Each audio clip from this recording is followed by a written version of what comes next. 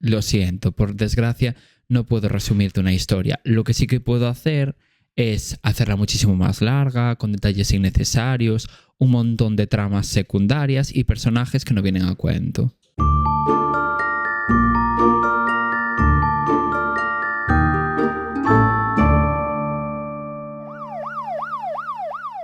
Muy buenas, yo soy Yayo. Yo soy Coral. Y estáis escuchando Sofá, Manta y Crimen, el podcast de True Crime que crime sí que es, pero lo de true ya es más discutible. Siento que tú hablando de este podcast eres un poco como esa amiga que te dice: estás muy guapa hoy, no pareces tú. No, estás muy equivocada, porque esa amiga al menos tiene algo bueno que decir de ti. No me escucharás a mí decir nada bueno sobre este podcast, ni de ti. Yayo, pero si este podcast es nuestro hijo, tienes que quererlo como si lo hubieras parido por ese útero que no tienes. Bueno, nuestro hijo salió tonto. ¿Qué te digo? ¿No? No, nuestro hijo es perfecto, ya tiene 4 añitos y cuando seamos mayores nos va a mantener. Sí, claro. Nos va a mantener en la pobreza, como hasta ahora. Bueno, ya veo que estás de no. Ahí nos vamos a quedar. Bueno, pues sí, un poco de no estoy. Sí. Quiero estar un poco hater sobre este podcast, al contrario de lo que se suele ocurrir, que sí que es verdad que yo suelo como prestar mucho afecto, ¿no? Sí. Hacia este podcast en general. Nuestro pequeñito bebé. ¿Cómo de pequeño? Bueno, basta.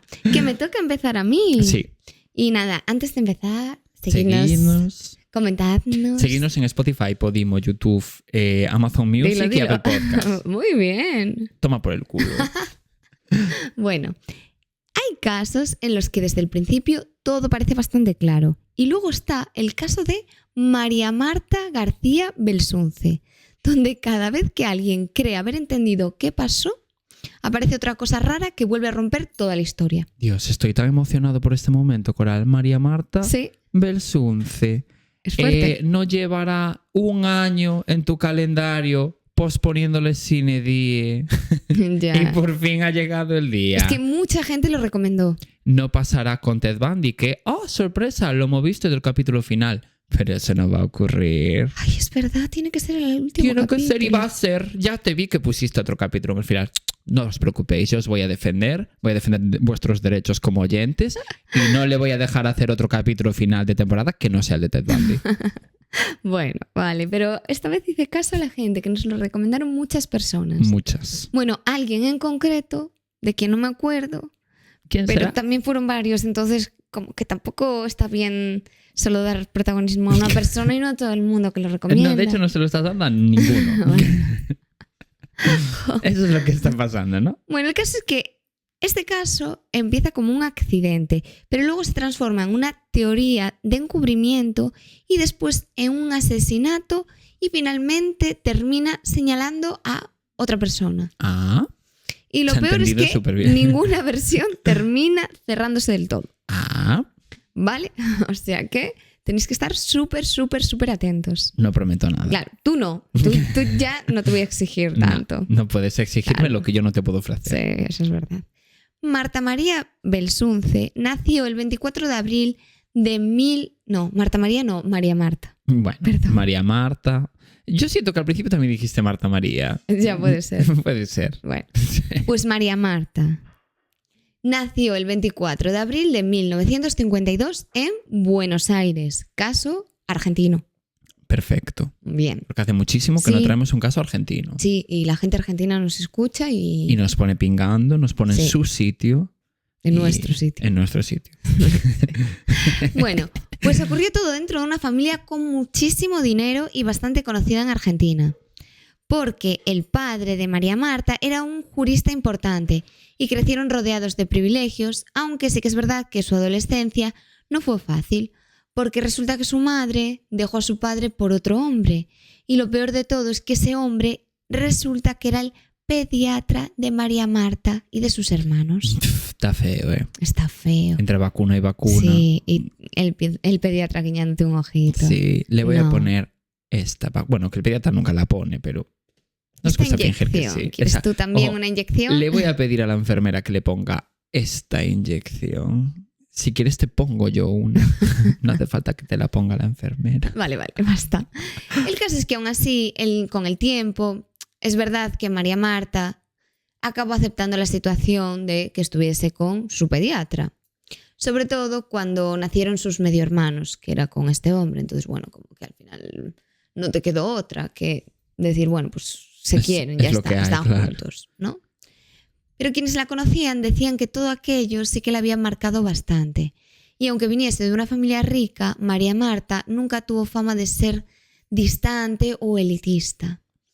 Al contrario, ella había estudiado sociología, trabajó como productora de radio y televisión y tenía una columna en un programa y participaba muchísimo en proyectos benéficos. O sea, esto me pareció como súper bonito porque a pesar del dinero que ella tenía, era una persona muy volcada en el cuidado de la gente y en proteger a la gente más vulnerable, porque se implicaba muchísimo en todo lo social y era muy sensible con temas relacionados con menores desaparecidos. De hecho, llegó a fundar una ONG dedicada a la búsqueda de niños desaparecidos, algo que además la terminó acercando pues, a ambientes más complicados y además un poco más peligrosos, porque claro, detrás de esas desapariciones había gente que ganaba mucho dinero a cambio. Y ella, a pesar de la comodidad de su vida y de tener dinero, se metió en todo eso que no lo necesitaba. Entonces lo hizo como por una vocación muy grande que ella tenía. Y a los 19 años conoció a Carlos Carrascosa. Él trabajaba en la Marina Mercante y un tiempo después acabó entrando en el mundo de la bolsa.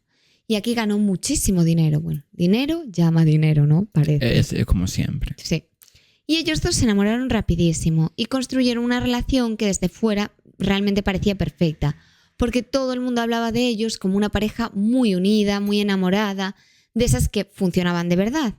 Solo había una cosa que siempre le dolió muchísimo a María Marta. Resulta que ellos no podían tener hijos debido a un problema médico. Aún así, ella seguía siendo aparentemente feliz, activa y que todo el mundo la quería mucho y esto como que pareció encajarlo bien. Y entonces llegó el contexto que cambió muchísimas cosas en Argentina, porque resulta que a comienzos de los años 2000 este país estaba viviendo una crisis económica muy grande, porque había muchísima inseguridad, existían pues, problemas con robos, secuestros y bastante violencia y miedo en la sociedad. Porque muchas familias con dinero sí que es verdad que decidieron por esta situación abandonar Buenos Aires y se fueron como a urbanizaciones privadas más en la periferia, ¿no?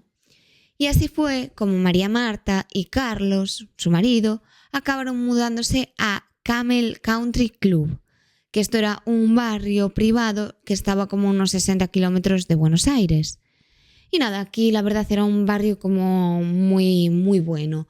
Porque nada, había calles como más tranquilas, más vigilancia.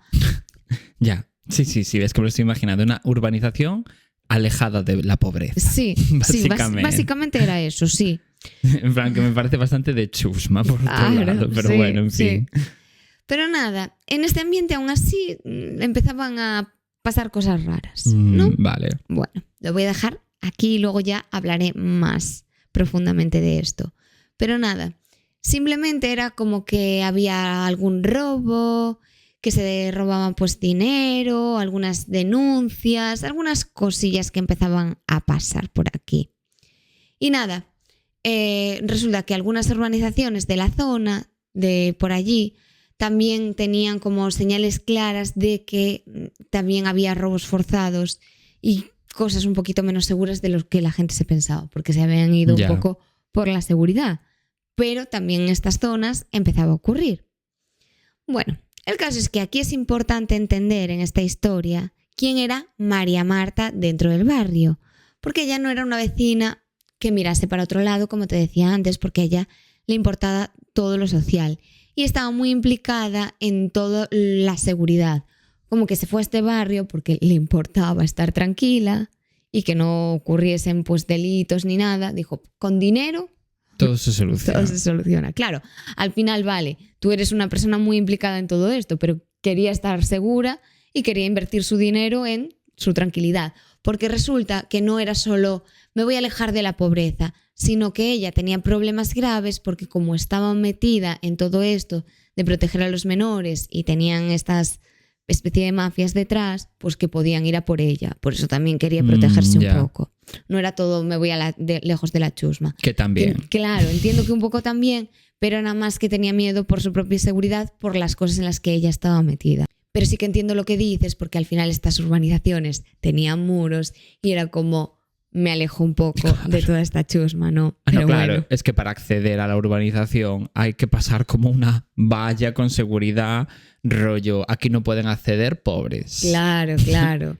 Pero bueno, ya digo, ella estaba muy implicada también en la seguridad del barrio, pero de esa zona de su barrio concreto. Sí. Y claro, ella como que preguntaba por los robos que se estaban produciendo ahí. Por eso te decía lo de que era importante aclarar que en esta zona también estaban pasando cosas. Que ella se había ido para ahí, pero ahí también ocurrían. Y ella preguntaba como todo el rato, en plan, ¿quién es? ¿Qué pasa? Y en todo esto... Y la otra persona le decía, soy yo. ¿Qué vienes a buscar? No, en todo esto pasó algo terrible, que desapareció su perro labrador negro, que se llamaba Tom. Tom. Sí. Me gusta. Sí. Para mucha gente podía parecer pues, una casualidad, no, pero para ella no lo era en absoluto, porque ella estaba convencida de que como estaba preguntando todo el rato por los robos, alguien quería vengarse de ella y se lo había robado. Ya. Y poco después apareció un mensaje pidiendo dinero para devolvérselo, pero ella estaba convencida de que no podía devolver el dinero, porque si pagaba el rescate creía que podía empeorar la situación. Entonces, entre ella y su marido decidieron negarse a devolver el dinero. ¡Qué flipo con esto! Porque en realidad, a ver, no sé. Bueno, es un poco polémico esto. Y ella y Carlos pues dijeron que no iban a pagar nada y finalmente el perro no apareció nunca. Y tiempo después, un cuidador de perros que se llamaba Florindo declaró que un hombre le había dejado un labrador negro diciendo que era suyo. Como, venga, te dejo este perro, me lo tienes que cuidar un momento. Y el perro tampoco volvió nunca a su dueño original, como que se quedó ahí. Y desde ese entonces, según varios testimonios, María Marta empezó a enfrentarse muchísimo más con ciertas personas del country, porque estaba convencida de que detrás pasaban cosas raras y que era alguien de este propio barrio quien lo hacía. Seguro. O sea, es que es eso, había muros que rodeaban la urbanización. No, pero dentro del propio barrio. Claro, pero por eso digo que si había muros, tenía que ser alguien de dentro. Sí, y además con lo de su perro, a ver, alguien se lo había secuestrado. Bueno, pues entonces llegó el 27 de octubre de 2002.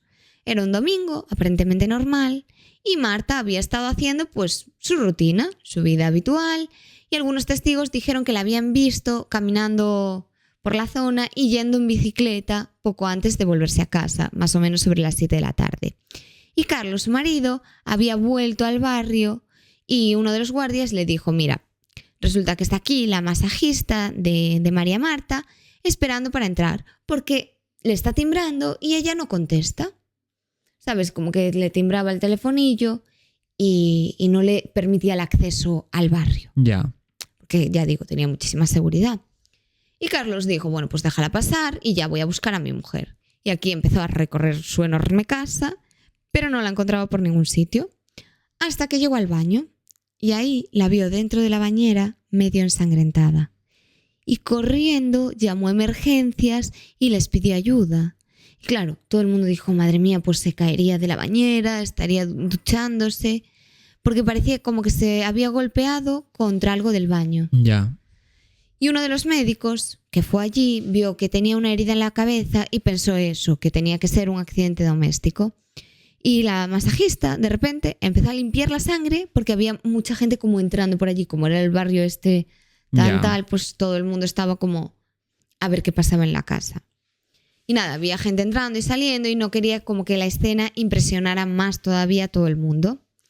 Pero después uno de los médicos que pasó por allí volvió a observar el cuerpo y encontró como pequeños agujeros en la cabeza que parecían disparos. A ver. Sí. Y aquí es donde toda la historia empieza a volverse un poco una locura. porque en vez de hacer lo que sería lo normal, que es congelar la escena y esperar a la policía, la casa empezó a limpiarse completamente. Ah, muy normal. Y además la familia movió el cuerpo, ya digo, limpiaron la sangre, le maquillaron las heridas de la cabeza. Uno de los hermanos, además, al mover el cadáver... las heridas de la cabeza. Sí, como que el cuerpo se lo arreglaron completamente para que no pareciese que... Ya, tipo tanatopraxia. Sí, exacto. Ya. Además hay un detalle muy extraño y es que resulta que uno de los hermanos, al mover el cadáver, encontró un pequeño objeto metálico tirado cerca del cuerpo y pensó que era una pieza de algún estante o algo del baño y lo tiró por el váter. Pues años después, ya os adelanto, que se supo que aquello era en realidad una bala. Hostia. Claro. Y claro, esto le llamaban como el pituto o algo así. ¿El pituto a quién? ¿A pituto. él? No, al cosito este, como que le llaman en Argentina pituto. A este trozo de la bala. A cosas pequeñas, como un pituto, como un cosito, imagínate que dices. Pues el pituto ese. Le llamaban así todo el rato. Que nos lo pongan los argentinos en comentarios porque yo siento que Coral se lo está inventando todo. Que no. Y esto era una bala que había rebotado y no había quedado dentro del cráneo de ella. Por eso estaba esa bala ahí tirada. Pero él pensó que era cualquier cosa y por eso lo tiró. Y otro de los hermanos también llamó para pedir que no fueran patrullas rápidamente en este barrio. Porque como que no querían generar escándalo entre los vecinos. Me está oliendo tan rara toda esta historia. Claro, yo siento que es como, a ver, ha muerto tu hermana, por favor, no tiréis una bala al váter. No la maquilléis. No la maquilléis. Dejar de hacer el payaso. Claro, no le neguéis la entrada a la policía. No sé. Y mientras tanto estaban buscando desesperadamente como que un médico quisiese firmar un certificado de defunción diciendo que todo había sido un accidente. Porque realmente sí que pensaban que era un accidente, pero ¿por qué necesitáis que ya firme como que ha sido un accidente? Es muy raro. Y además los médicos, porque habían sido dos los que habían visto el cuerpo, como que uno fue detrás de otro. Y los que vieron el cuerpo no quisieron hacerlo porque nada les cuadraba, como que primero uno dijo, sí, fue un accidente en casa, pero otro decía, no, porque tiene heridas extrañas en la cabeza. Claro. Y finalmente sí consiguieron el certificado porque se fueron a Buenos Aires y allí pues les firmó como que había sido un problema respiratorio. Es que no tiene nada de sentido esta historia. Por eso, en fin. Bueno, pues cuando más tarde empezó a saberse todos estos detalles extraños, la imagen que se dio de toda la familia fue terrible. Porque no solo era la familia de su marido, también era la propia familia, los hermanos de ella. Entonces no se entiende. Porque claro, una cosa es que tú entres en shock y digas no sé qué hacer y otra muy distinta es limpiar la sangre, maquillar heridas, mover el cadáver, lanzar una bala por el váter, o sea, lo que te decía, antes de que llegue la policía, además. No tiene nada de sentido. Claro, y entonces aquí la gente empezó a sospechar directamente de la familia. Yo sospecho de la familia. Y sobre todo empezaron a sospechar de su marido. Y había detalles súper extraños, porque John, uno de los hermanos, contó tiempo después que nunca había terminado de creerse lo del accidente, porque resulta que María Marta llevaba zapatillas puestas y le parecía rarísimo que hubiese resbalado en la bañera con unas zapatillas puestas. Ya. O sea, no es como vas descalza y agua, te caes. Zapatillas, a ver, no sé. Te das de verdad ese golpe. Además, otro hermano, Horacio, habló con un amigo suyo que hablaba como que con este médico de los posibles disparos y todo esto. Y claro, era raro. Sí, era raro. La familia insistiendo que fuese un accidente, el certificado de función hablando de un problema respiratorio, o sea, nada cuadraba. Es muy raro. Claro. Entonces aquí es cuando, tiempo después, empieza ya por fin la investigación real. Bueno, pues decidieron hacer las cosas un poco bien y exhumar el cuerpo. Vale, pues con esta exhumación, los forenses pudieron confirmar que ella tenía 5 disparos en la cabeza. 5. O sea, Dios. No uno accidental.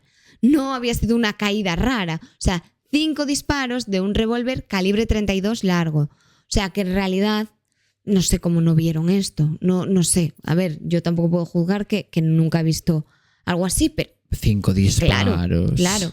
Además, el cuerpo también presentaba signos de defensa, como si hubiera luchado antes de morir. Es que se ve bastante evidente. y al revisar las paredes con luminol encontraron restos de sangre limpiada y aparecieron muestras de ADN pertenecientes, claro, a varias personas. Pero claro, la escena estaba tan contaminada a esas alturas que reconstruir exactamente qué había pasado era dificilísimo. Y en este momento el principal sospechoso acabó siendo Carlos Carrascosa, su marido. Normal. Entonces, ¿qué hicieron? Lo detuvieron y empezaron a salir testimonios diciendo que durante el funeral de María ya se comentaba que la familia había pagado por conseguir este certificado del que te hablaba, el certificado falso de defunción, y que todo aquello había sido organizado por Carlos. Bueno, pues en 2007 Carlos fue absuelto del asesinato. Después de pasar todo el proceso, lo absolvieron, porque, bueno, lo condenaron simplemente por encubrimiento, pero no tenían nada más. Pero resulta que 2 años después, otro tribunal cambió completamente esta decisión y lo condenó a cadena perpetua como coautor del homicidio agravado por el vínculo de pareja que tenían. Y aquí también fueron condenados familiares, amigos y personas cercanas por este encubrimiento. Entre ellos condenaron a Guillermo Bartoli, John, el médico Gabri Gordon y otras personas cercanas. Y parecía que la justicia ya tenía como todo cerrado y sabían que el marido la había matado y la familia había ayudado a taparlo todo. Ya. Vale. Pero ¿qué pasa? ¿Qué dirás? ¿Aquí se acaba la historia? Pues no, porque el caso volvió a girar por completo. Porque resulta que dentro del Camel había una persona de la que muchísimos vecinos desconfiaban ya desde hacía años, quien era Nicolás Pacheco. Muy importante quedarnos con este nombre. Me suena tanto. Nicolás Pacheco. Puede ser que te suene. Me suena tanto. Vale, pues a ver si averiguas por qué. Vale. Si es por esto que te voy a contar ahora. Vale. Resulta que aquí empiezan a aparecer un montón de cosas que hacen como que toda la historia vuelva a tambalearse un poco. Voy a contarte un poco quién era esta persona. Desde pequeño, Pacheco ya tenía problemas de conducta, mentía constantemente, manipulaba situaciones, robaba y tenía comportamientos bastante turbios. Incluso se sabe de un episodio que tuvo bastante perturbador, que era que había intentado quemar la cuna de su medio hermano cuando éste era niño. Ay, Dios. Sí. A ver, todos Quemar hemos... y encima niños, pues... Pero sí que es verdad que todos hemos hecho un pequeño intento de asesinato a nuestro hermano cuando éramos pequeños. Pero claro, intentar quemar la cuna igual es pasarse. Igual es pasarse, sí. Yo tengo una amiga que quería tirar a su hermana a un cubo de basura. A un contenedor. No llegó a tirarla. Ah, bueno. Pero yo intenté ahogar a mi hermano. Sí, eso es peor. Sonámbulo. No tengo la culpa. Sí, no tienes la culpa. Un poco, sí. Un poco. Sonámbulo. El caso es que con los años aparecieron también problemas como su ludopatía. Tenía cambios de humor muy fuertes y comportamientos cada vez más extraños. Caso es que esta persona, tiempo después, por lo que va a pasar, que no es ningún secreto para nadie, le hicieron informes psicológicos y estos informes hablaban de que tenía rasgos narcisistas y conductas como muy transgresoras. ¿Transgresoras? Sí, como muy estrafalarias. Sí, como todo el tiempo. Ya. Bueno, el caso es que muchísimos vecinos del Camel sospechaban de él por los robos del country. Y el ambiente había llegado a ser tan raro que la propia seguridad privada terminó vigilándolo discretamente. Había guardias que lo seguían y comentarios por allí de los vecinos que estaban atentos a todos los movimientos. Y también se decía que utilizaba el apellido de su madre, Ryan, en cosas que hacía relacionadas con objetos que revendía. Como un apellido para que no supieran quién era. Ya. Y entonces empezaron a encajar otras piezas también bastante extrañas de este caso, porque varias personas comentaron que habían visto a Nicolás tratando como de andar por cerca de la casa de María Marta. Vale. O sea, como tratando de acceder de alguna manera sobre las 6:15 del día del crimen. O sea, no tratando de acceder, pero sí por la zona como cerca. dando una vueltita por allí. Sí. Una vueltita sí. sospechosa por allí. Un poquito sospechosa. Y justo las cámaras de la casa, casualidades de la vida, estaban apagadas esa misma tarde. Claro, a ver, es un poco sospechoso. Huele a doble K. Sí. Y una trabajadora de la casa, una chica de la limpieza, declaró después que había lavado ropa suya cuando eso no era lo habitual. Quiero decir, había lavado ropa en un momento muy extraño, imagínate, a las tantas de la madrugada. Me lo invento, pero como que no era habitual que lavar la ropa en ese momento, que le pareció extraño. Vale. Entonces, bueno, también se sabía otra cosa muy importante porque hablaron con él, le preguntaron dónde estaba y él contó que estaba en Buenos Aires comprando un regalo para su hijo. Pero resulta que al mirar los repetidores y todo eso, estos situaron su móvil cerca de una zona donde había sido el asesinato. Vale. Entonces no cuadraba con que estuviese comprando el regalo en ese momento. En Buenos Aires. Claro. Ya. Y toda la hipótesis entonces cambió completamente porque ya no se hablaba del marido de María Marta, simplemente, que también era sospechoso, vamos a dejarlo ahí.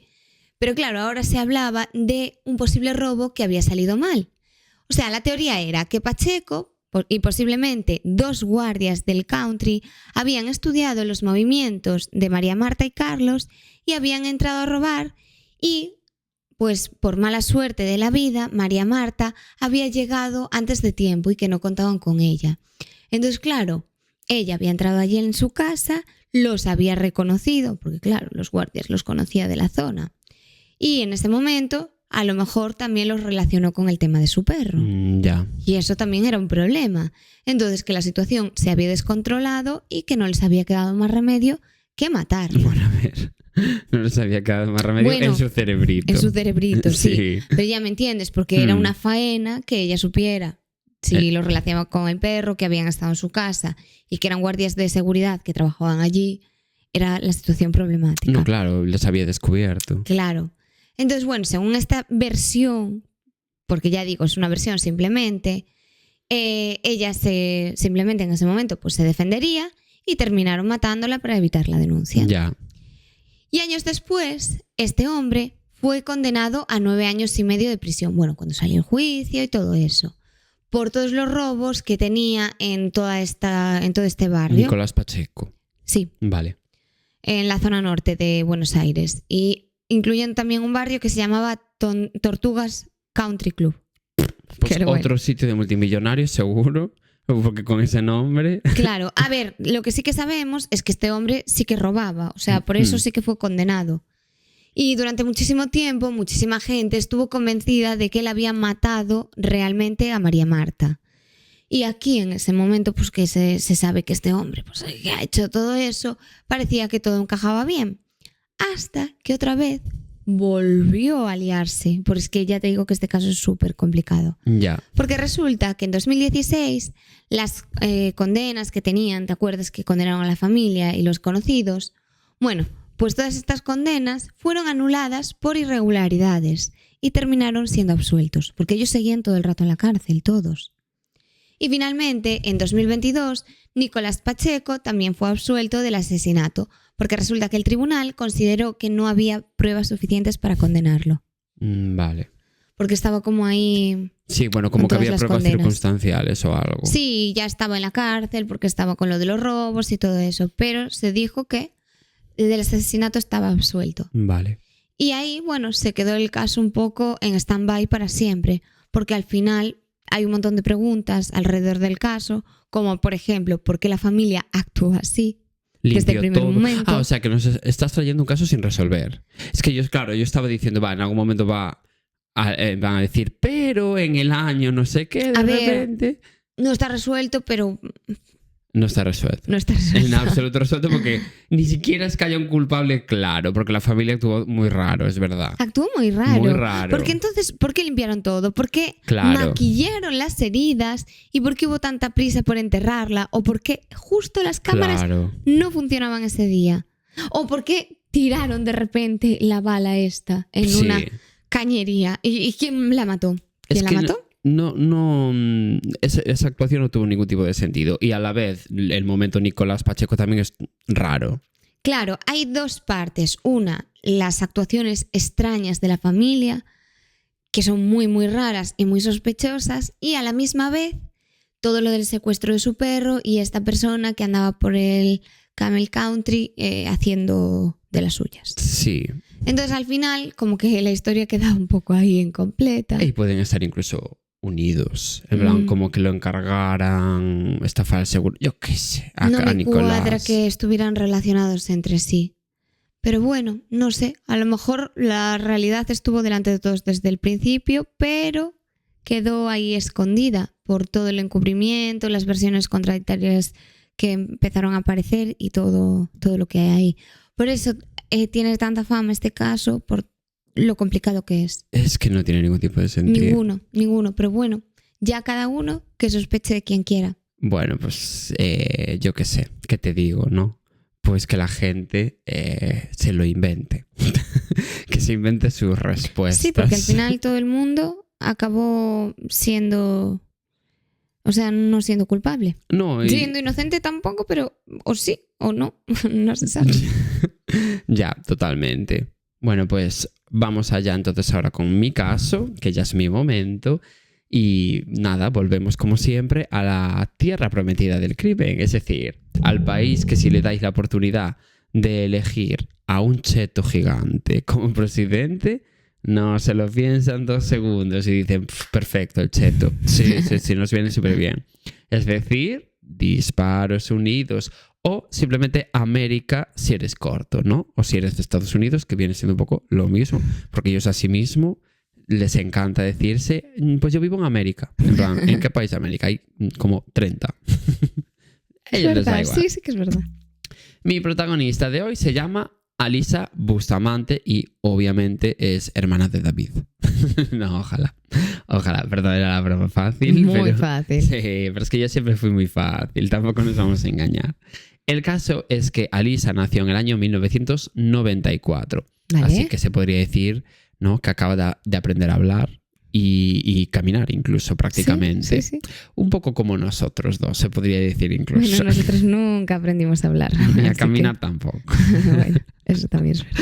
Bueno, Alisa ya desde que nació como que no tuvo una vida fácil, porque sus padres la tuvieron cuando aún eran 2 pequeños adolescentes que todo el rato se drogaban y abusaban del alcohol. Todo el rato. Y una noche jugaron al teto y bueno, pues tuvieron a Alisa. Eso fue un poco como la sucesión de acontecimientos. Pobre Alisa. Así que ya de inicio su infancia como que no fue la más divertida del mundo. Pero al igual que le pasa a las relaciones de Coral, la cosa solo fue a peor. Genial. Porque la madre de... Porque la madre de Alisa la abandonó al poco de parir. Tipo como que se fue a por tabaco, ya sabes. Y el padre se tuvo que quedar solo con Alisa. Que mira que suele ocurrir al revés, ¿eh? Pero en este caso no. El que se quedó con Alisa fue el padre. Pero claro, el padre era un turbio en verdad, porque también era súper drogadicto y robaba cosas todo el rato. Así que cuando Alisa era súper pequeña, tan pequeña, qué pequeñita era. Se parecía a cierta compañera que tengo yo de podcast. Ya. Bueno, pues cuando era súper pequeña, cuando tenía 7 años concretamente, su padre entró en prisión por un robo, uno de los 400.000 que había cometido, ¿no? Y se tiró 10 años en la cárcel, así que por motivos obvios no podía cuidar de su hija Alisa. Así que los abuelos de Alisa asumieron la custodia de ella y de sus 3 hermanos, porque bueno, como que a sus padres por el camino les había dado tiempo a tener más hijos aparte de Alisa antes de abandonarlos. Vale. Bueno, pues todo esto le pasó a Alisa antes de cumplir los 7 años. Así que imagínate la infancia que pasó ella y sus 3 hermanitos. Hermanitos. Y dirás, bueno, pero al menos a partir de ahora sus abuelos cuidaron de Alisa y ya todo estuvo bien, ¿no?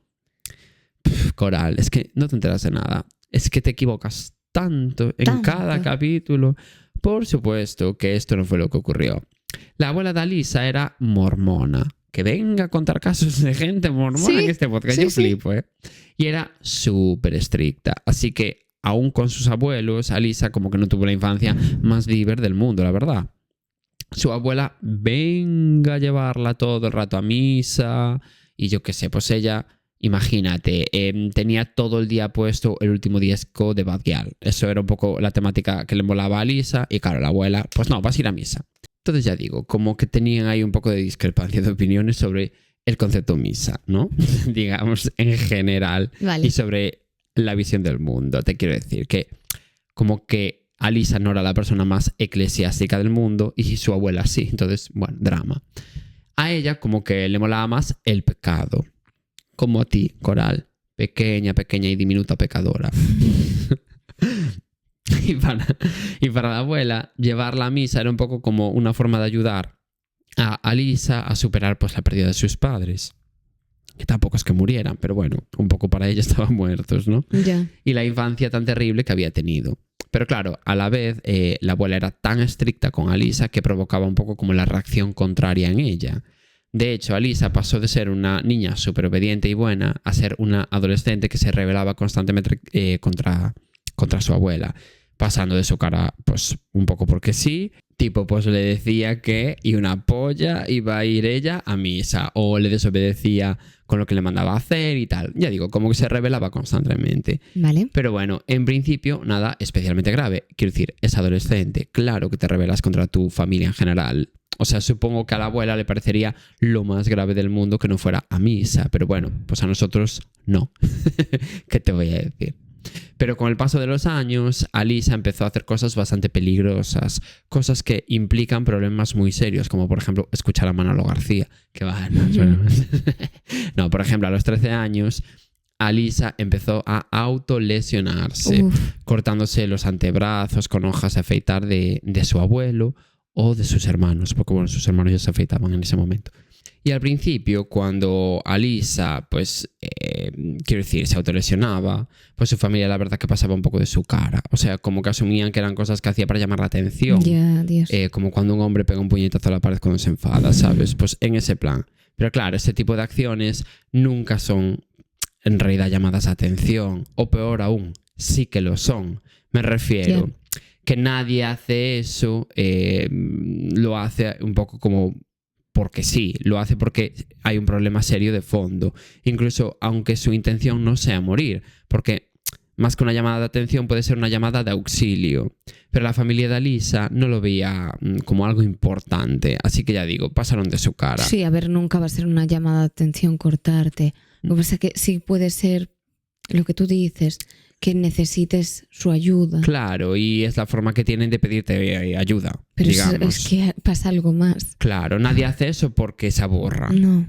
Pero bueno, de hecho, por esa época, que hablo del año 2007 aproximadamente, que creo que no di como cifras de años, Alisa subía fotos a sus redes sociales del momento, que entiendo que sería MySpace por el año que era, ¿no? ¿Fotos cortándose? No, espera, fotos, subía fotos. Y en esas fotos salía muchas veces con lesiones en antebrazos o con cuchillos de cocina o cosas así. No ella cortándose, pero imagínate, pues una fotito así con una cuchilla o con un cuchillo de cocina. Pues cosas así, con ¿no? sus conductas autolíticas. Exactamente. Además, su estética también había cambiado mucho. Guau, el concepto autolítico. ¿Por qué? En plan, cómo se notan los skills Ya. comunicativos. Pues sí, la verdad. En fin. Bueno, ya digo, como que cambiaba su estética completamente, porque en sus primeras fotos salía como una niña súper risueña y alegre, y de repente, a medida que miraba su perfil, pues sus outfits eran como súper emo, con el pelo negro, la cara como de estar enfadada con el mundo. Quiero decir que era como un cambio muy brusco, ¿no? Que a ver, tampoco es que esto sea nada malo per se, pero bueno, sí que había un cambio como mínimo estético. Pero bueno, esto es lo de menos porque ser emo al final es una estética y ya está, no implica nada más. Y menos aún en esa época que era, claro, 2007, el auge de Avril Lavigne, ¿no? Y mucho antes de que... Bueno, claro, Avril Lavigne muchísimo antes de que la sustituyeran por ser doble malvada. Sí, claro. Recordemos. Obviamente. Hoy en día ya, claro, ya no es la misma persona. Pero ¿Qué? bueno, ya no es la misma. No. No lo es. Ahora es su doble. Pero bueno, sigue siendo maravillosa igualmente. Sí, porque la guardamos en nuestro corazón. Ay, qué maravillosa es. Ya. Pero bueno, yo qué sé. Como que sí que llamaba la atención el cambio que había en ella y punto, ¿no? Vale, pues un día de septiembre del año 2007... Alisa tuvo que ser ingresada de urgencia en un hospital porque se había cortado el abdomen con un cuchillo grabándose la palabra como odio, bueno, hate, supongo. Sí. Y claro, le provocó una hemorragia muy fuerte. Y no solo eso, sino que también había tomado una sobredosis de paracetamol. Ay, Dios. Que también te digo, ¿no? Sí, a ver, cogería la primera medicación que vería y se la tomaría entera. Pero es muy cutre. Es muy cutre, pero también Sí. el grabarte la palabra Eso es fuerte. es muy, muy fuerte. El momento paracetamol cutre, el momento palabra fuerte. Dios. Eso es así. Y ahí sí que la familia de Alisa ya se empezó a preocupar por ella de verdad. Y la llevaron a un psiquiatra para que la tratara. Y el psiquiatra le recetó pues un antidepresivo, pero nada, poco más, ¿no? Que claro, eso es un poco como en realidad como rozar la superficie y ya. Porque a ver, esta persona necesitaba un tratamiento un poco más complejo. Hombre, sí.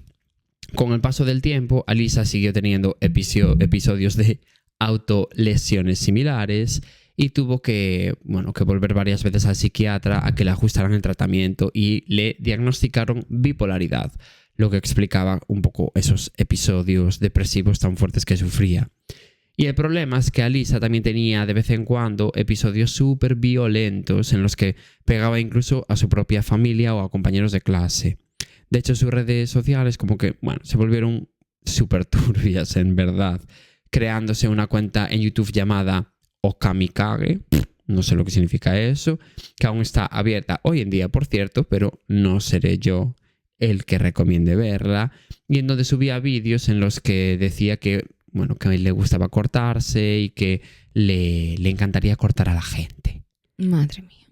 ¿Qué te digo? No, o sea, o escribía comentarios a la gente como desde su propio usuario, ¿no? Desde este de Okamikage, diciendo que le encantaba matar a gente. Tipo, pues comentaba en otro vídeo, me encantaría matar a gente. Genial, Alisa, muy bien. Raro. Muy bien tu nuevo hobby. Pero tranquilo, que Alisa no había aún matado a nadie. Vale. De momento, ¿no? Bien. Pero bueno, ya solo el hecho de comentarlo así como si nada, pues era un poco raro por su parte, ¿no? Lo de me encantaría matar a gente. Yeah. Y cuando la gente le respondía que estaba loca, ella contestaba, no estoy loca, solo enfadada. Que me parece como la frase esta de Paquita Salas de no estoy loca, estoy hasta el coño. Solo que en versión sociopatía. Ya. Un poquito, ¿no? Sí. Pero bueno, pues el momento turbio en redes sociales de Alisa no se quedó ahí. Porque un día, hacia finales del año 2007, todo está ocurriendo en 2007, subió un vídeo titulado Idiotas electrocutados por cerca eléctrica, donde Alisa pues como que convencía a dos de sus hermanos pequeños, que eran dos mellizos de 9 años, para que tocaran una valla electrificada como la que te electrocutó a ti, Coral, en Portonov. Ay, aún recuerdo esa sensación tan horrible. Pues que me... En fin, solo que en tu caso diré que no hizo falta convencerte de que tocaras la valla electrificada. Tú solita te bastaste, ¿no? Para caerte encima de ella y quedarte allí como toda doblada. Ay, Dios. Ay, qué mal lo pasé. Pero bueno, Alisa grabó a sus hermanos mientras se electrocutaban sin hacer absolutamente nada. Y eran dos niños pequeñitos de 9 años. No. Claro, los convenció para que tocaran la valla. Y Claro. ellos... Claro. Ay, y ella los grabó y tituló el vídeo Dos idiotas electrocutándose con cerca eléctrica. A ver. Ay, me río, pero no es nada gracioso. No. Un poco quiere serlo, pero no. Claro, se pasó. No es nada gracioso. En fin. Está feo, pero Pero era jocosa ella. ¿cómo haces ese vídeo? Pues O sea, sí.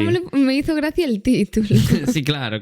Es que es fuerte titular así, en plan, dos idiotas, que son tus dos hermanos a los que tú has convencido. Claro, es que... Y que no has sido hechos siendo idiotas, que les has mandado tú. Claro, jolín, son dos Pobriños. niños pequeños de 9 años. Como en plan, si su hermana mayor les dice hace de esto, lo hace. Claro. Y de hecho al final del vídeo se ve a los niños retorciéndose de dolor, porque era una valla, Ay. no era un camino, como en tu caso, era una valla electrificada de verdad. Bueno, de verdad, lo mío fue horrible. O sea, de verdad que la sensación que yo ahora me río, pero no fue nada gracioso. O sea, yo lo pasé muy Fue mal. muy Rollo trauma, O sea, Fue de que aún lo muy recuerdo. gracioso. No, yo estuve fatal. Estaba después de eso. Toda Como en quemada. shock. Y estabas No. quemada. Quemadas sí, tenía quemaduras en la espalda Tenías. grandes. Pero ese no fue el problema. El problema es que te quedas en un estado de shock como...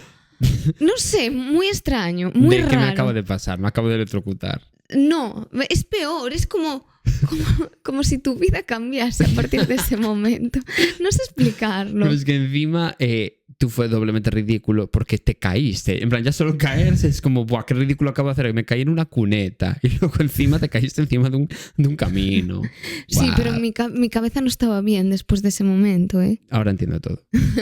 Sí que es verdad que desde aquellas algo cambió ahí. Ya. Bueno, quizás no deberíamos desviarnos tanto de la historia, Bueno. pero eso, que es fuerte, pero no es nada gracioso. Eres bien mala persona. Y que se grabó en el vídeo al final, viendo cómo sus hermanos se estaban electrocutando y ella descojonándose. O sea, esta chiquita no estaba bien, me refiero. Sí, porque se pudieron haber perfectamente muerto. Sí, claro. Y para finales del año 2008, Alisa ya tenía como acumuladas 300 cicatrices distintas por todo su cuerpo, que eran como, bueno, pues intentos autolíticos con cuchillos y con cigarrillos que se hacía, ¿no?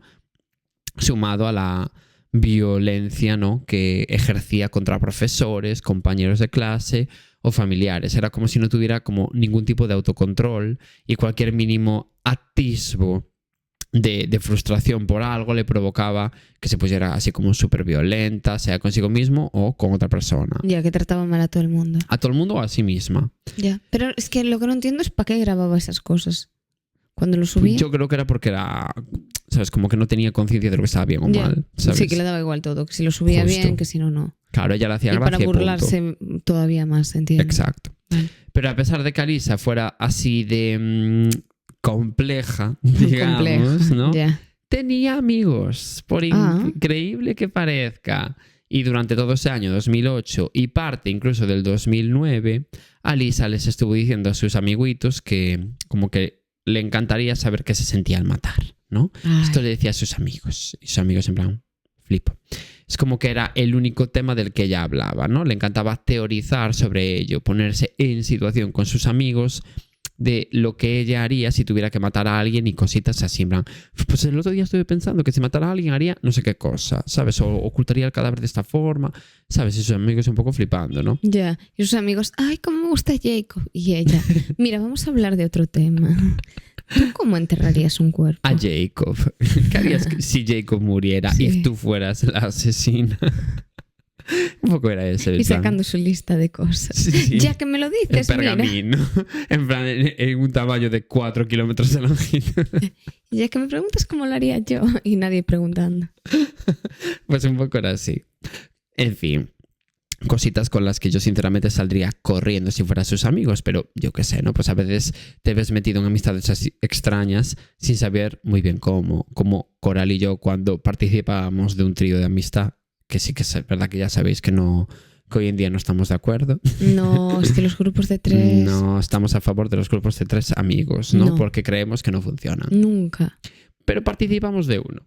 Vale, pues con este contexto en el que se ve claramente que Alisa pues como que tenía problemas de salud mental serios que nadie estaba queriendo o sabiendo solucionar, nos vamos directamente al día de la movida, ¿no? El día en el que ocurrió todo. Vale. Viajemos al 21 de octubre del año 2009, un año muy importante porque, como sabrás, ahí nació un poco Poker Face de Lady Gaga, entonces fue un antes y un después también. Mucho te gustaba esa canción. Como me gustaba, wow. Bueno, en fin. Y para que entendáis esta historia, os tengo que presentar a dos nuevos protagonistas. Por un lado tenemos a Elizabeth Olsen, que era una niña de 9 años que vivía... Pensé que ibas a decir Olsen. Yo también pensé que iba a decir Olsen. Pero no, Olsen. Que, ya digo, era una niñita de 9 años que vivía en St. Martins, que era pues como el mismo pueblo de Missouri en el que vivía Alisa. Y por otro lado tenemos a Emma.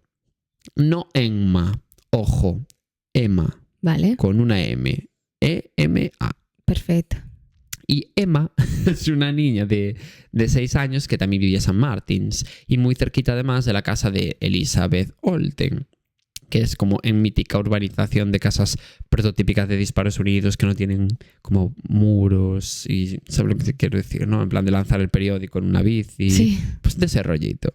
Vale. Y precisamente, como vivía tan cerca, Emma fue hasta casa de Elizabeth ese 21 de octubre de 2009 sobre las 6 de la tarde porque quería jugar con ella. ¿A qué quería jugar? Bueno, pues a cosas random, ¿no?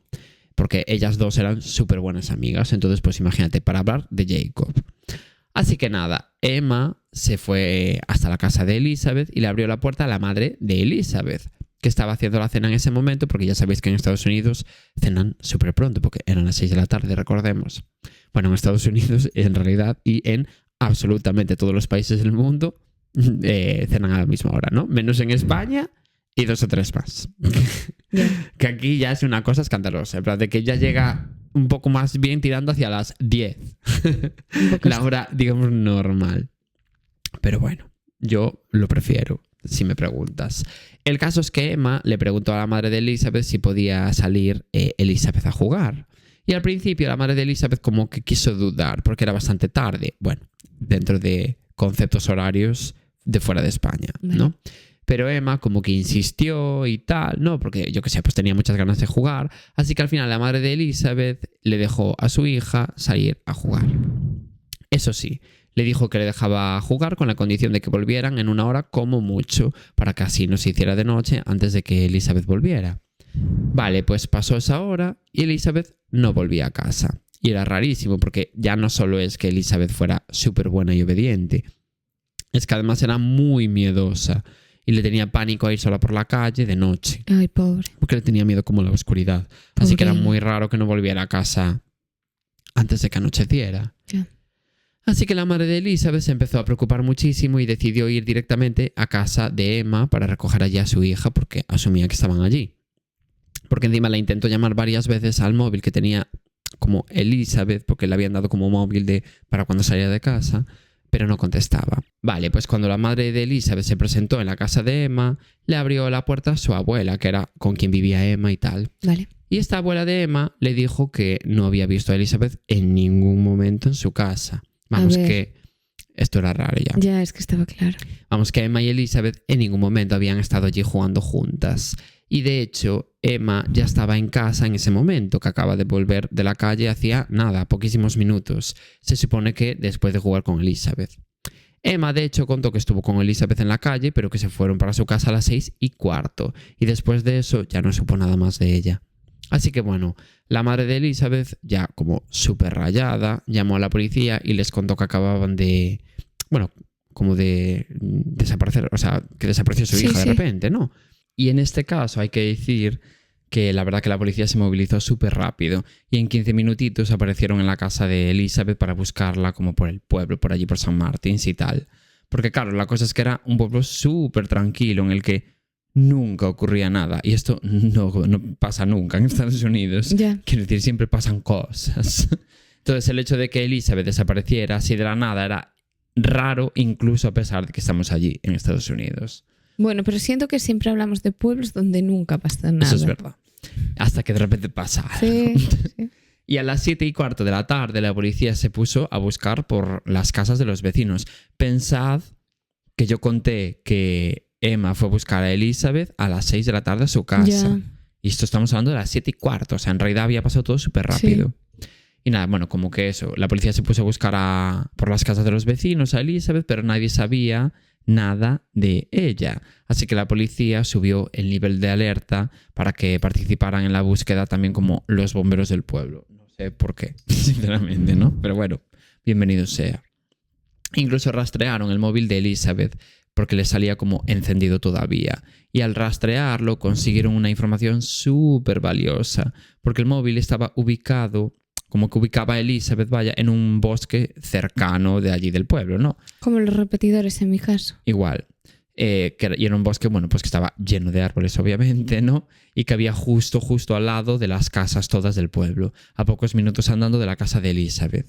Y la clave es que ese bosque estaba como entre las casas de Elizabeth y de Emma. Así que podría ser que ella... O sea, es como, imagínate que el pueblo hacía como una U. Y en un extremo de la U estaba la casa de Emma y en el otro extremo estaba la casa de Elizabeth. Y en el medio de la U había un bosque. Vale. Imagínatelo así. Sí, entiendo. Entonces podría ser que ella, pues como que intentara atajar por ahí para llegar hasta su casa, ¿no? Porque sí que es verdad que llegaban un poco tarde a casa, Elizabeth. Entonces dijo, pues atajo. Me lo invento, ¿eh? Pero... Como sí, que les tenía sentido eso. Claro, podría ser y que una vez allí se desorientara. Vale, pues la buscaron por ese susodicho bosque, pero claro, la ubicación del móvil tampoco era súper precisa, ¿sabes? Tiene como un radio y ya.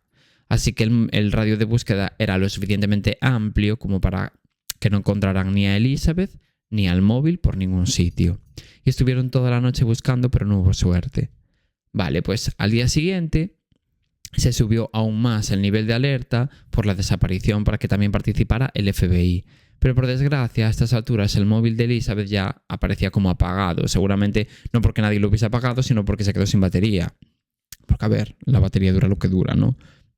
Así que la única señal que tenían de ella era la ubicación que había dado el móvil en última instancia. Que, a ver, seguramente no se había movido de allí, pero ellos no lo sabían tampoco fijo. Vale.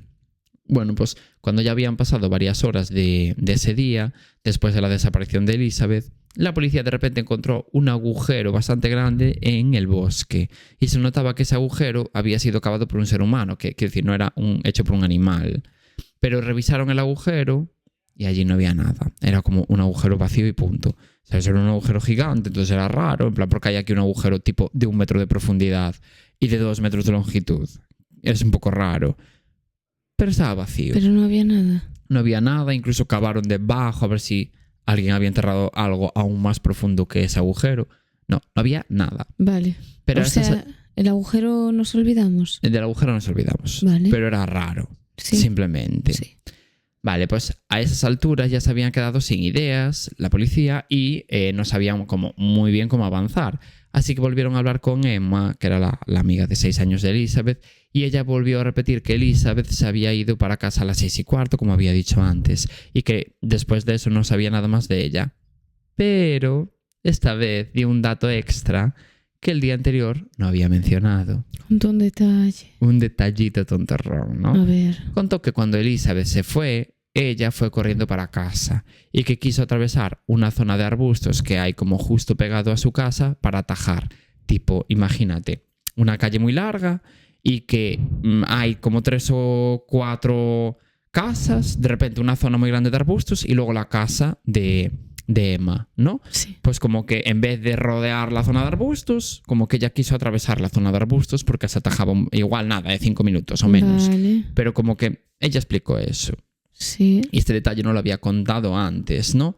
Ya digo, esa zona de arbustos que hay justo pegada a la casa como para atajar y no tener que dar toda la vuelta por el jardín. Y uno de los arbustos estaba lleno de silvas, así que se quedó como atrapada en el arbusto y empezó a llorar y a gritar para que alguien la ayudara. Ya digo, esto no lo había contado. Y de repente apareció alguien que la ayudó y ese alguien era su hermana mayor de 15 años que la escuchó gritar y bueno, como que salió a ayudarla. Vale, pues... ¿Cómo se llamaba esa hermana de 15 años de Emma? A ver, estaba clarísima. Efectivamente, Alisa. Estaba claro. Nuestra protagonista de la historia. No, ya, sino que tenía que ver la historia de las amiguitas. Obvio, ¿no? Y de hecho, ¿os acordáis que dije que la madre de Elizabeth fue a la casa de Emma y habló con la abuela de Emma, que era como la que cuidaba de Emma? Pues esa abuela era la abuela mormona tan, ¿sabes? Tan estricta que tenía a Alisa, esta que era ultracatólica y no sé qué, ¿no? Pues era todo el rato la misma abuela. Claro, era también su abuela, lógicamente, Claro. si eran hermanas. Claro. Y la policía estaba tan desesperada por encontrar info que dijeron, bueno, pues vamos a preguntarle a esa chavalita, esa tal Alisa, a ver si ella sabe algo del tema, porque como fue a rescatar a su hermana de los arbustos y justo acaba de irse Elizabeth en ese momento, pues igual la vio o lo Claro, que a lo sea. mejor sabía algo de su hermana. Pero Claro. bueno, me da malas vibras esta persona. Normal. Claro, a ver, sabiendo el background, pues Claro. está mal. Pero cuando la investigaron, pues como a nada que miraron antes de hablar con ella, descubrieron que al día siguiente de la desaparición de Elizabeth, Alisa no había ido al instituto. Uf. Y a la policía como que este dato le quiso parecer un poco demasiada casualidad. Después hablaron con ella y le preguntaron por el agujero ese gigante del que hablamos antes que encontraron en el bosque, por si ella sabía algo del tema. Y Alisa, sin dudarlo ni un segundo, les dijo que seguramente el agujero, bueno, pues como que lo había cavado ella porque le encantaba cavar tumbas para enterrar animales muertos. Madre mía. Entonces como que tenía varias tumbas repartidas por el Me bosque. pareció que eso era perfecto para contárselo a la policía Exacto. también. Y ella lo contó con total normalidad, ¿eh? Y claro, la policía pues un poco flipando con que tu hobby favorito sea cavar tumbas para animales y no jugar al Pokémon Pocopia, te quiero decir. Sí, es un poco raro, la verdad. A ver, Así que pidieron una orden de registro para entrar en la casa de Alisa. Y sobre todo para entrar en su habitación, más concretamente. Vale, pues dentro de la habitación de Alisa, la policía descubrió cosas súper turbias. Tan turbias, Coral, no te lo imaginas. Porque había dibujos y frases por las paredes de la habitación hechas con sangre humana. Ay, Dios. Se supone que sangre de la propia Alisa, ¿eh? Quiero decir, no os penséis tal, pero... Sí, a ver si se cortaba. Claro, pero a ver. Y no eran frases divertidas, tipo, lo importante no es ganar, es ganar, ¿no? Que es mi frase favorita de Dakota. Me parece perfecto. Dijo Dakota esta vez. Dijo, mi padre me dijo que lo importante no es ganar, es ganar. Y luego como que dijo, quiere decir que lo importante no es perder, es ganar. Es tan perfecta. Bueno. Pero bueno, a ver, da igual, no hubiese sido divertido con tu propia sangre. Quiero decirte. No lo habría sido. Bueno, hubiese sido raro. Hubiese sido raro. Raro siempre habría sido, eso sí es verdad, ¿no? Pero no, eran frases turbias tipo, me corto para hacer físico lo que tengo dentro. Me corto para ver sangre porque me gusta. Pues ella poetisa de repente, ¿no? Cosas turbias. Mía, un poco con sangre. Con sangre. Cosas turbias por la cara. Un poquito. Qué raro. Y los dibujos eran también súper chungos, como por ejemplo uno de su hermana Emma hecho con sangre, o cartas de su padre desde la cárcel también manchadas con sangre. Bueno, en fin, todo mal. En plan, un dibujito ahí de tu hermana hecho en sangre. Ay, Dios mío. Y allí, en esa habitación, o sea, yo si soy Emma, no me lo tomaría como algo bueno, ¿sabes? ¿En serio? Sí, sí. En plan, en las paredes. Madre. Tipo, como si yo te dibujo a ti. Con sangre en la pared de mi casa, ¿sabes? Es raro. Es rollo mucho. Como que parece que quiero que estés muerta. Y a ver, no me malinterpretes, efectivamente así es. ¿Qué pasa?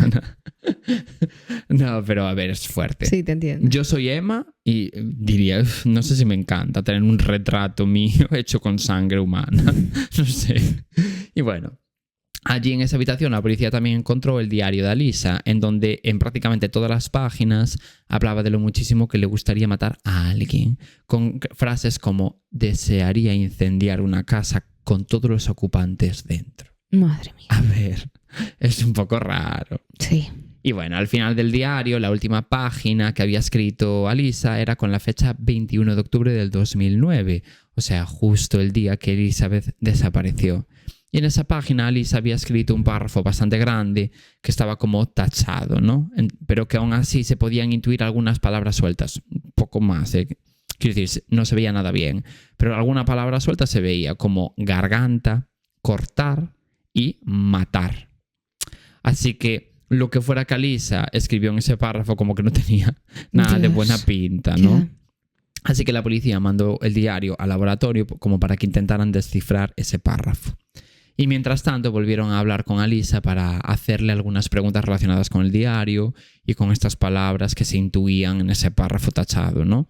Como garganta o cortar.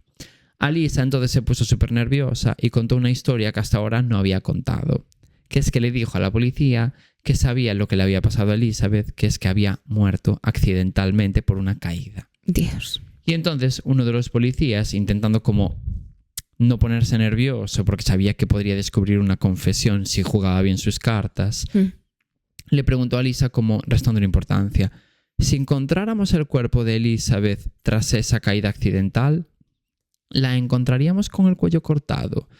¿Sabes? Como que él hiló las 3 palabras que se veían en el párrafo, como cortar, garganta y no sé qué, y dijo la frase clave. Claro. Y a lo que Alisa contestó, sí. Entonces ya, claro, la policía se quedó un poco como flipando con ese momento tan turbio. Y encima se sumó el hecho de que justo llamaron los del laboratorio, nada, como un par de horas después, porque ya habían descubierto lo que ponía el párrafo tachado, que era lo siguiente, y cito textualmente: acabo de matar a alguien, así en plural, los he estrangulado y cortado la garganta y apuñalado. Y ahora están muertos. Todo el rato en plural, Sí, sí. No sé qué se siente en este momento. Es increíble. Tan pronto como lo hice, tuve un sentimiento de no puedo hacer esto, que era bastante agradable. Ahora estoy un poco nerviosa y temblorosa. Me tengo que ir a la iglesia ahora. Ja, ja, ja. ¿Tenía escrito esto? Sí, sí. Ja, ja, ja. Y al parecer, efectivamente, después de escribir ese párrafo, Alisa se fue a una clase de baile que había como en la iglesia local de Jesucristo de los Santos de los Últimos Tiempos. Es decir, una iglesia mormona. Vale. Que eso es algo que ya hemos aprendido en este podcast, porque sí que es verdad que todo el rato mezclamos, ¿no? Bueno, yo lo volveré a decir. Sí. Volveré a decir, ¿quién es la iglesia de...? Los santos de no sé qué, no sé qué. Y diríamos, testigos de Jehová. Que es lo que nos encanta decir. Diríamos cualquier cosa. Sí, pero bueno, hoy no es ese día. Vale. Hoy sabemos que estos son mormones, Vale, ¿no? perfecto. Que nos encanta mezclar confesiones religiosas. Sí. En fin, la policía se tomó ese párrafo como una confesión porque en realidad lo era, Lo ¿no? era. Y ellos, ¿qué haremos? ¿Nos tomaremos este párrafo en plan en el que se confiesa como una confesión? No sé. Ya. No sé, Charles. ¿Tú crees? Bueno, en fin. Pues sí, así fue. Y le dijeron a Lisa que les enseñara en dónde estaba el cuerpo de Elizabeth. Y a Lisa entonces como que se llevó a la policía hasta el agujero en el que había enterrado a Elizabeth, que era otro distinto al que había encontrado la policía, pero era súper similar. Y de hecho la policía reconoció que estaba muy bien escondido, así que en verdad como que dijeron que les habría costado muchísimo encontrarlo en caso de tenerlo que buscar ellos, ¿no? Vale. Y después Alisa contó exactamente lo que había pasado ese 21 de octubre de 2009. Resulta que 4 días antes del asesinato, Alisa cavó 2 agujeros en el bosque. Tal y como ella había contado, ¿no? Que le encantaba hacer agujeros todo el rato. Ya.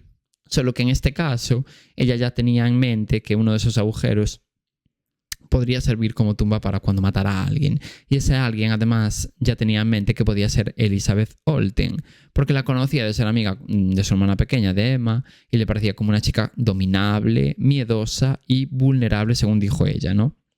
Porque además tenía 9 años y Jolín era más pequeña que ella, entonces ya solo por eso. Pero independientemente de eso, como que la veía así con una personalidad más vulnerable, así en definitiva, ¿no? Vale. Digamos. Entonces, bueno, el día 21 de octubre de 2009, Alisa le pidió a su hermana Emma que fuera a casa de Elizabeth como para invitarla a jugar y tal. Y a Emma le pareció un planazo, porque, oye, le estaba diciendo, oye, vete a jugar. Y ella, yujú. Y aceptó porque así, bueno, pues podría jugar con su amiga y claro, Alisa así podría acercarse a Elizabeth, ¿no? En plan, de alguna forma. Sí, que lo tenía todo pensado. Claro, para llevar a cabo su plan. Después de eso, Alisa llamó por teléfono a Elizabeth y le pidió que fuera al bosque que había en la parte trasera de la casa de Alisa, porque quería darle una cosa. Y claro, Elizabeth no sospechaba nada de qué cosa iba a ser, ¿no? Así que como Elizabeth y Emma estaban juntas, pues para allí que se fueron las dos para reunirse con Alisa. Vale.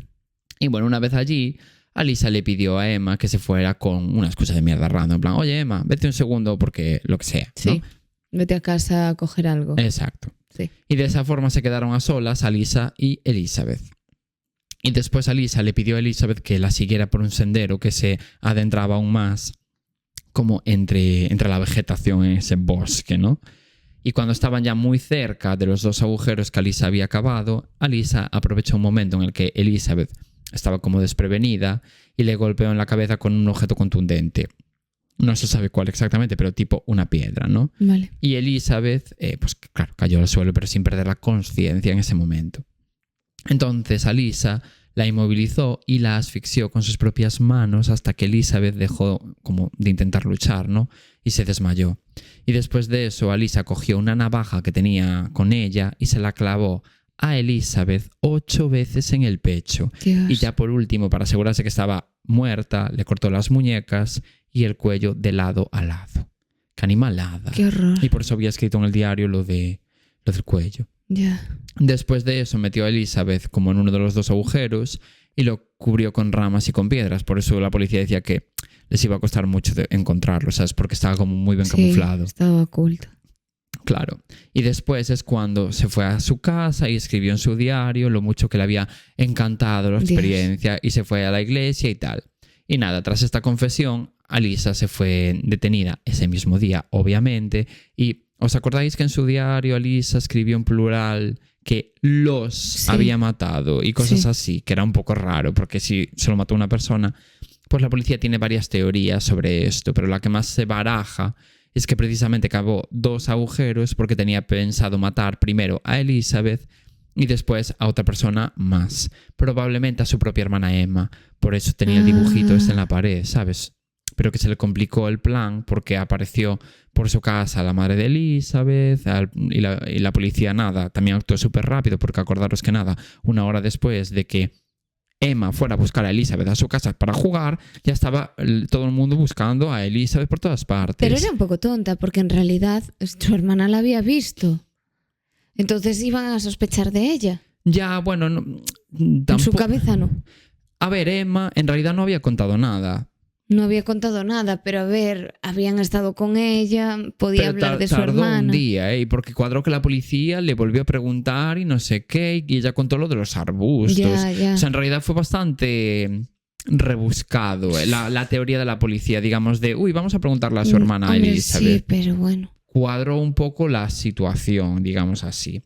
Pero bueno, ya digo, como que parece ser que en principio la policía cree que Alisa como que tuvo que posponer para otro día lo de matar a su hermana Emma. Claro, a lo mejor al escribirlo ya hablo de las dos en general. Claro, exactamente, porque ella contaba matar a las dos. Vale. Entonces dijo, bueno, pues en una horita mató a mi hermana Emma. Sí. Pero bueno, pues de repente pasó lo de la policía tal y ya no pudo hacerlo. Ya. Y bueno, el 18 de noviembre de 2009, el juez que investigaba el caso decidió que Alisa sería juzgada como adulta. Bueno, me alegro. Sí.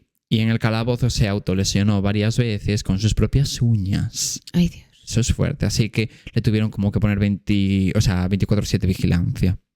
Y al principio Alisa se declaró inocente, pero una vez supo que iba a ser juzgada como adulta, se declaró culpable para evitar la pena de muerte. Y así que le cayó la condena perpetua. Que efectivamente el 8 de febrero de 2012 fue lo que le cayó. Cadena perpetua por homicidio en segundo grado con posibilidad de libertad condicional una vez cumplidos los 35 años y 5 meses en prisión. Que esto no podría pedirlo hasta 2044 cuando ella tenga 50 años. Ya. Y como... ¿Qué digo? Está feo desear que la condenen como adulta. Pero mira... No, porque actuó como una adulta. Claro. Entonces, claro. bueno, pues qué te digo, ¿no? Es que lo siento por ella, pero es que mataste Sí. a una niña pequeña. Y a sangre fría. Y a sangre fría. Ibas a matar a tu hermana, es que... Claro.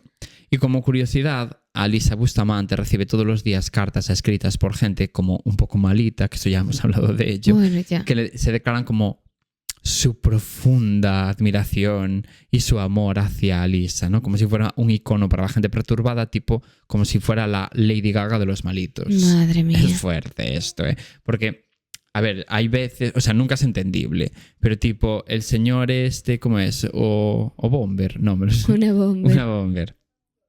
Puedo entender que sea icono para la gente que quiere estar viviendo en una casita de los bosques como Forever. Ejemplo para mí, ¿no? O para la gente antisistema. O imagínate, el chiquito que mató al de una compañía de seguros. Sí. ¿Cómo se llamaba? No me acuerdo. No me va a salir, pero Ese sí, chiquito todos tan sabemos guapo. de quién hablamos. Sí. Bueno, pues ese. Puedo entender que, yo qué sé, como que digas, o sea, no es justificable, ¿no? No. Pero puedo entender que digas, bueno, se vengó del sistema, no sé qué. Pero aquí, ¿qué ves reivindicable de alguna forma? No, reivindicable no es. Simplemente es la atracción hacia una asesina. Sí. Sencillamente. Sí, y hay gente que y lo punto. tiene. Sí, y nada más. Es heavy, ¿eh? Sí. Y bueno, hasta aquí el capítulo de hoy. Wow. Wow. Y nada, seguidnos en todas partes, en Sí. Spotify, comentadnos y nos vemos el lunes. Exactamente. Y ya estamos acercándonos al veranito. Sí, ya no Guau. queda nada, ¿eh? Sí, por fin. Con este buen tiempo. Exactamente. Chao. Chao.